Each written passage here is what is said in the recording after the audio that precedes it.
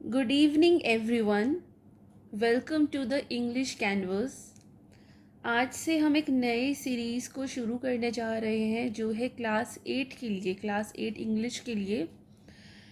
इसमें वैसे तो बहुत सारे टॉपिक्स हैं, लेकिन हम अपने इस नए सेशन की शुरुआत राइटिंग स्किल्स से करेंगे। राइटिंग स्किल्स में वैसे बहुत सारे टॉपिक्स हैं, like paragraph writing, notice writing, diary writing, लेकिन आज जो हम ये शुरुआत कर रहे हैं हम पैराग्राफ राइटिंग से कर रहे हैं। सो राइटिंग स्किल्स का सबसे इम्पॉर्टेंट टॉपिक है पैराग्राफ राइटिंग।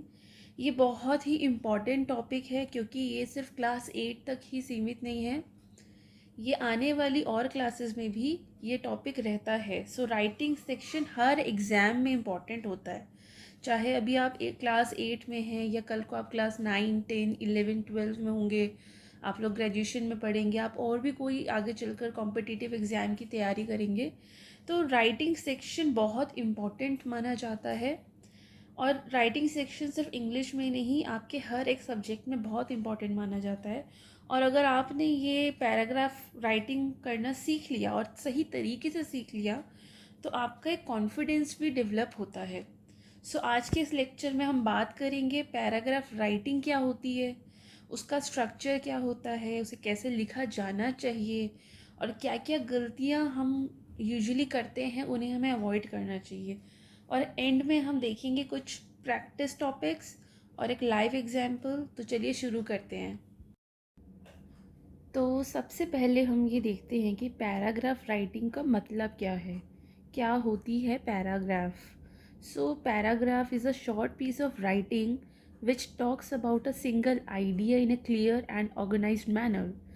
इसका मतलब है कि एक पैराग्राफ एक छोटा सा पैसेज होता है जिसमें आप एक टॉपिक पर अपने थॉट्स या इन्फॉर्मेशन लिखते हैं, और उसकी लैंग्वेज बहुत ही सिंपल, कनेक्टेड और क्लियर होनी चाहिए। अगर आप एक पेज भर दें, पूरा एक पेज भर कर लिख दें, लेकिन पॉइंट क्लियर नहीं हो, अगर रीडर को ये क्लियर ना हो कि आप किस बारे में लिख रहे हैं, तो वो पैराग्राफ नहीं है। एक पैराग्राफ की सबसे इम्पॉर्टेंट एंड सबसे पहली क्वालिटी होती है कि रीडर को समझ में आना चाहिए कि वो पैराग्राफ है किस बारे में। सो एक पैराग्राफ का मेन जो मोटिव होता है वो ये होता है कि कम शब्दों में पूरी बात को आसानी और इफ़ेक्टिव वे में लिखना। पैराग्राफ की जो वर्ड लिमिट है वो आपकी क्लास के अकॉर्डिंग हो सकता है। आपकी क्लास जितनी आगे बढ़ती जाती है पैराग्राफ राइटिंग की वर्ड लिमिट भी उतनी ही आगे बढ़ती जाती है, लेकिन जो मेन वर्ड लिमिट चाहे जितनी भी हो, आपका जो मेन चैलेंज है वो ये है कि उस लिमिटेड वर्ड लिमिट में ही आपको अपनी बात पूरी कहनी है। उस टॉपिक के बारे में आपको जितनी भी नॉलेज है उसको एक सीक्वेंस में उस पैराग्राफ में लिखना है। अब दूसरी इम्पॉर्टेंट बात है कि ये इतना इम्पॉर्टेंट क्यों है, पैराग्राफ राइटिंग इतनी इम्पॉर्टेंट क्यों है। पैराग्राफ लिखना हर एग्ज़ाम में ज़रूरी होता है। आप यकीन नहीं मानेंगे, लेकिन जो यूपीएससी एस्पिरेंट्स होते हैं उनका भी एक प्रॉपर पेपर होता है पैराग्राफ राइटिंग के ऊपर। और इसलिए इसी वजह से बहुत ही छोटी क्लासेस से बच्चों को पैराग्राफ राइटिंग सिखाया जाता है, लेकिन उससे भी ज़्यादा ये राइटिंग का बेस होता है। सिर्फ इंग्लिश के लिए ही नहीं, और भी सब्जेक्ट्स में अगर आपके राइटिंग स्किल्स अच्छे होते हैं तो आपको मार्क्स स्कोर करने में आपको इजी रहता है। सो पैराग्राफ राइटिंग सिर्फ इंग्लिश के लिए ही नहीं, आपके सभी सब्जेक्ट्स के लिए बहुत ज़रूरी है। अगर आप पैराग्राफ लिखना सीख जाते हैं तो आप इजीली डायरी एंट्री भी आप सीख जाएंगे इसी तरीके से आप story writing, article writing, report writing, ये सभी आप बहुत इजीली लिख पाएंगे। सो एग्ज़ाम्स में पैराग्राफ राइटिंग किस लिए दिया जाता है ये भी बहुत समझना ज़रूरी है। पैराग्राफ राइटिंग के थ्रू एग्जामिनर आपकी ग्रामर, आपकी वोकेबलरी और आपकी क्लैरिटी ऑफ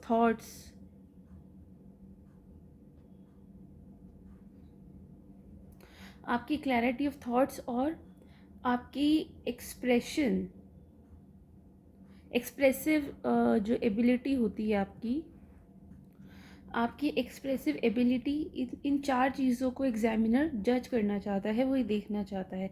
इसलिए ये स्किल क्लास 8 में भी सिखाया जाता है, क्योंकि फ्यूचर राइटिंग का फाउंडेशन बनाता है। अगर हम बात करें स्ट्रक्चर ऑफ अ पैराग्राफ की, तो बेसिकली इसके 3 पार्ट होते हैं। एक परफेक्ट पैराग्राफ राइटिंग लिखने का भी एक फॉर्मेट होता है। सबसे पहले होता है टॉपिक सेंटेंस। सो ये पैराग्राफ की वो पहली लाइन होती है जिसमें आप टॉपिक को इंट्रोड्यूस करते हैं। जैसे एग्जाम्पल के लिए माय फेवरेट फेस्टिवल, इस पर आपको ऐसे लिखना है। तो जो आपकी पैराग्राफ लिखना है, तो आपकी जो बिल्कुल पहली लाइन होगी वो होगी my favourite festival is Diwali because it is a festival of light and Joy. तो बिल्कुल पहली ही लाइन में आपने रीडर को, एग्जामिनर को ये क्लियर कर दिया है कि ये जो पैराग्राफ है ये आपके फेवरेट फेस्टिवल के बारे में है, और आपका फेवरेट फेस्टिवल दिवाली है, और उसका रीज़न भी आपने बता दिया है, because it's a festival of light and Joy. तो आपने बिल्कुल पहली लाइन से, टॉपिक सेंटेंस से ही आपने बता दिया है रीडर को कि ये पैराग्राफ किस बारे में है। तो बिल्कुल फर्स्ट लाइन में आपको क्लियर कर देना है रीडर को कि पूरा पैराग्राफ किस बारे में है। इसी में जो मेन जो पार्ट होता है वो होता है द बॉडी। जो मेन पार्ट होता है, इस पार्ट में आप टॉपिक को डिटेल में एक्सप्लेन करते हैं। इसमें आपको 3 से 4 चीज़ों का बहुत ध्यान रखना पड़ता है। वो 3 चीज़ें हैं कि क्या, कैसे और क्यों। जैसे आप क्या एक्सप्लेन करना चाहते हैं, उसके बारे में आप क्या फ़ील करते हैं, उससे रिलेटेड क्या फैक्ट्स हैं आपकी नॉलेज में, और क्या एग्जांपल्स आप दे सकते हैं, तो वो इस मेन पार्ट में आता है। कंक्लूडिंग सेंटेंस में ये आखिरी सेंटेंस होता है पैराग्राफ का, जो पैराग्राफ को रैप अप करता है। जैसे कि माय फेवरेट फेस्टिवल पे हम ऐसे लिख रहे हैं, सपोज पैराग्राफ लिख रहे हैं, तो फर्स्ट लाइन तो ये थी my favourite festival is Diwali because it's a festival of light and Joy. अब इसकी आखिरी लाइन क्या होगी, आप बीच में बहुत सारी चीज़ें लिखोगे कि दिवाली का फेस्टिवल क्या है, क्यों मनाया जाता है, कैसे इसको मनाया गया, क्यों मनाया गया, कहाँ कहाँ मनाते हैं, कैसे मनाते हैं। उसके बाद जो आखिरी लाइन होगी वो ये होगी, this is why Diwali is my favourite time of the year. क्योंकि उससे पहले आप ये पूरा मेंशन कर चुके होगे कि आपको दिवाली में क्यों इतना अच्छा लगता है, दिवाली आपका क्यों फेवरेट फेस्टिवल है। तो वो आप इस द बॉडी जो है, मेन पार्ट जो है, सपोर्टिंग सेंटेंसेस, वहाँ आप लिख चुके होंगे। कंक्लूडिंग लाइन इस तरह से होगी, this is why Diwali is my favourite time of the year. एक पैराग्राफ हमेशा सिंगल ब्लॉक में लिखा जाता है, मतलब बीच में गैप्स नहीं होते। जनरली लोग सबसे बड़ी गलती ये करते हैं कि वो पैराग्राफ को 2-3 सेक्शन में बांट देते हैं, जबकि पैराग्राफ एक पूरा एक कंप्लीट स्ट्रक्चर होता है। बीच में गैप्स नहीं होते। अगर गैप्स होते हैं तो फिर वो पैराग्राफ राइटिंग नहीं होगा, वो पैराग्राफ्स राइटिंग होगा।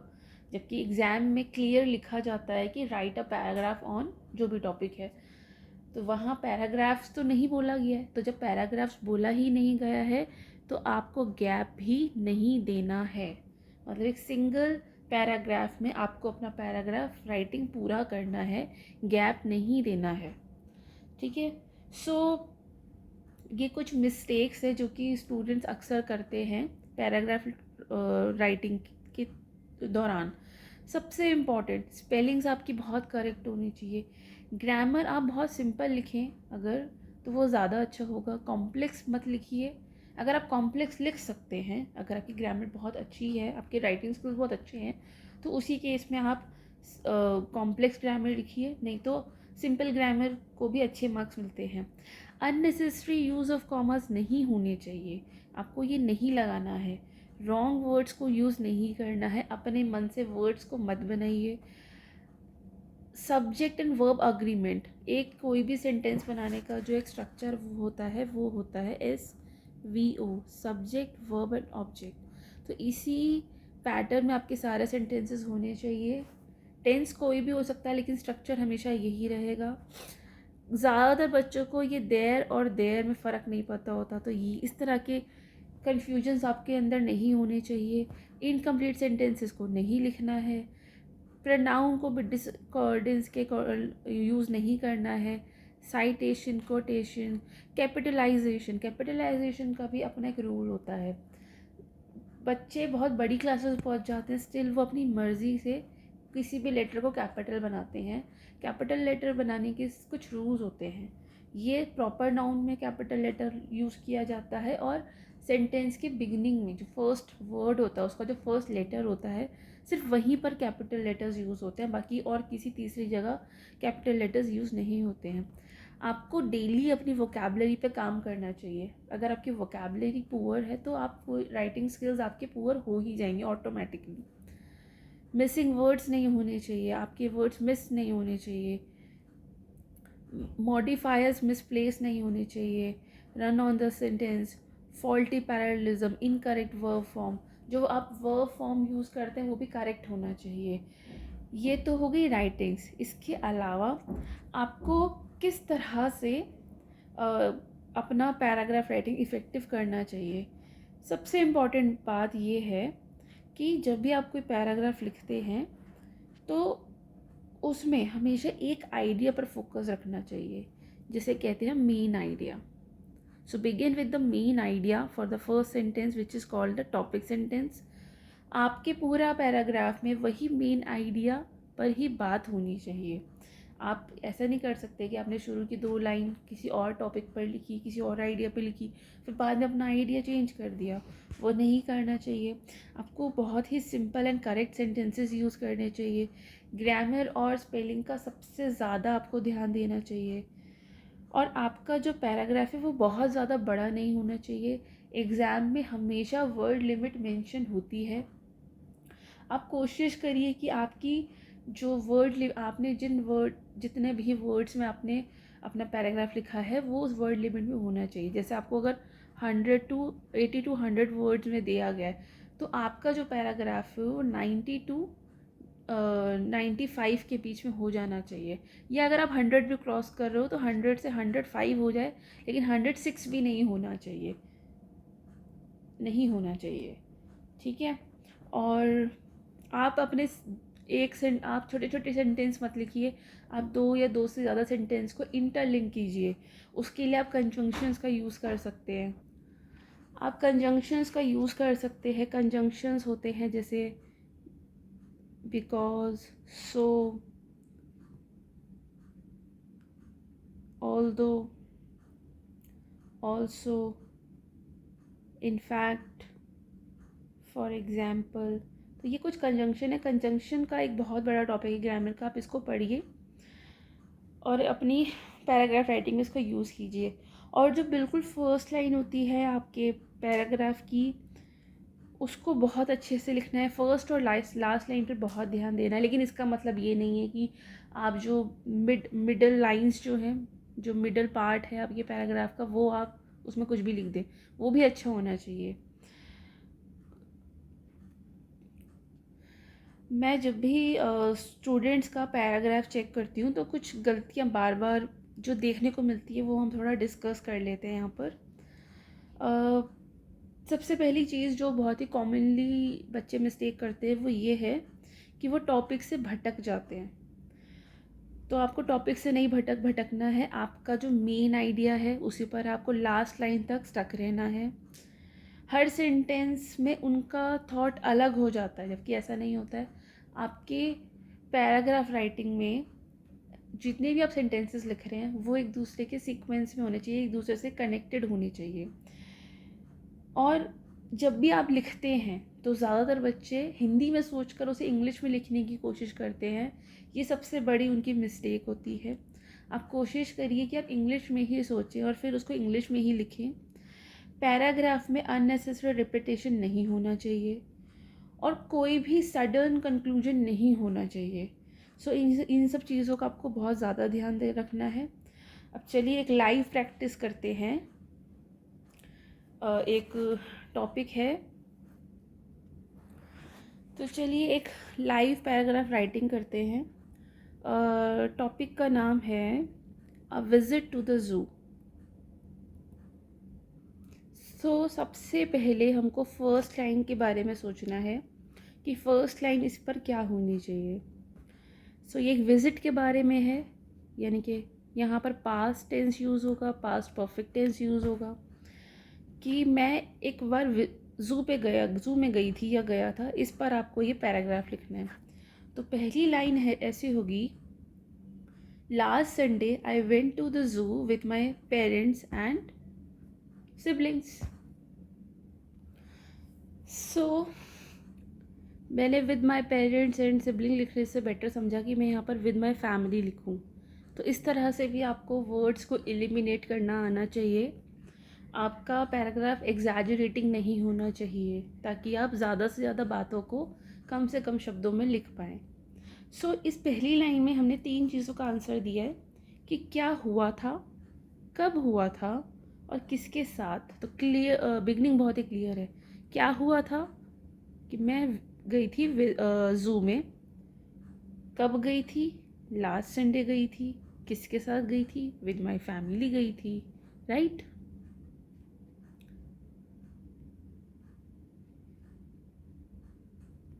अब सेकेंड सेंटेंस में हमको कुछ डिटेल्स ऐड करनी पड़ेगी। जैसे मूड सेट करना बहुत इम्पॉर्टेंट होता है ताकि रीडर कनेक्ट हो। तो नेक्स्ट लाइन जो होगी वो ये होगी। ये नेक्स्ट लाइन में मैंने लिखा है, it was a bright and sunny day, it was a bright and sunny day and we were excited to see the animals. यहाँ पर मैंने रीडर का एक मूड सेट किया है जो कि बहुत इम्पॉर्टेंट है ताकि उसका आगे भी मन हो कि वो आगे का भी पैराग्राफ पढ़े, राइट। अब आगे वाली लाइंस में मैं मेन डिस्क्रिप्शन दूंगी।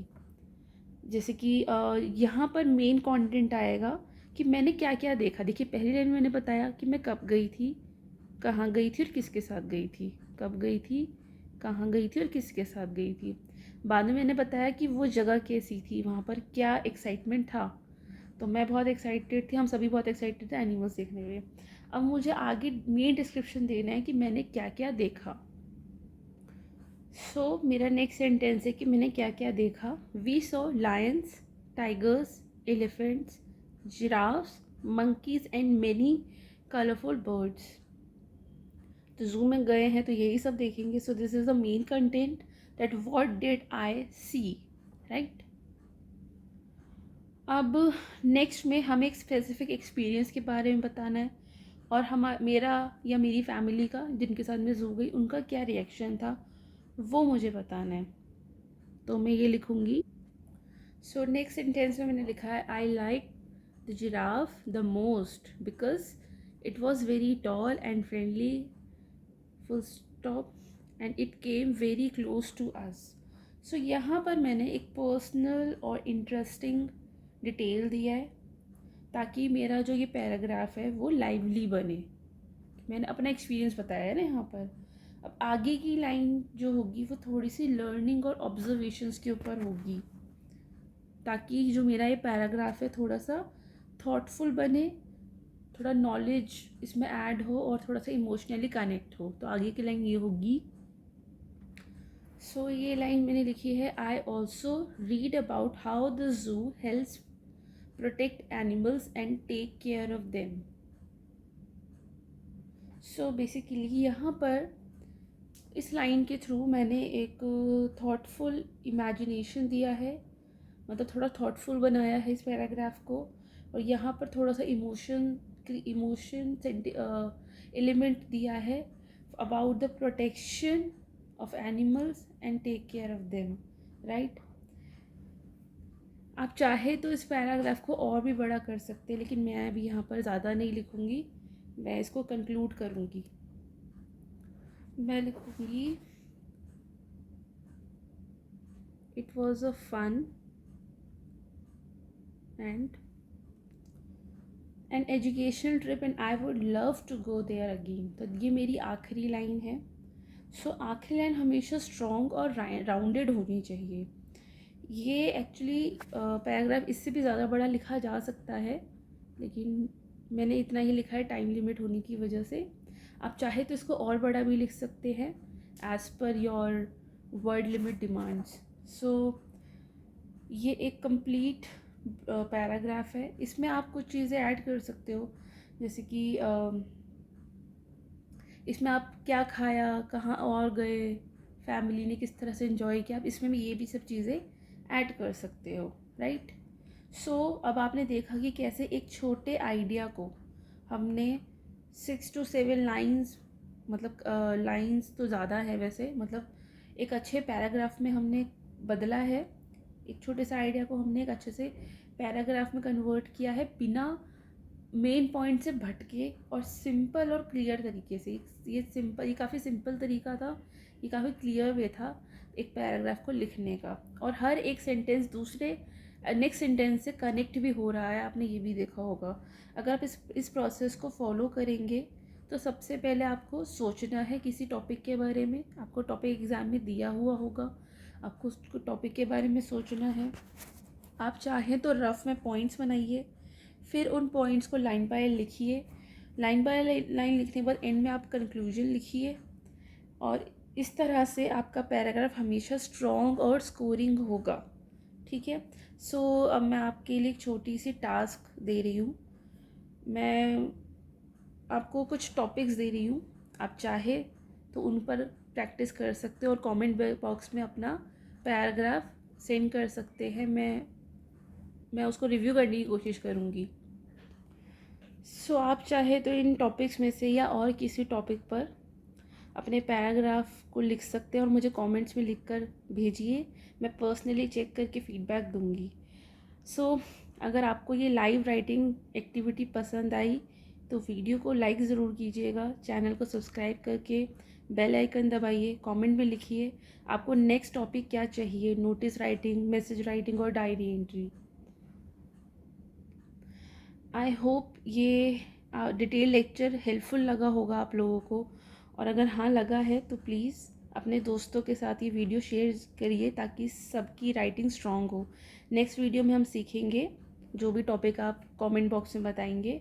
Till then keep learning, keep improving. Thank you, good night.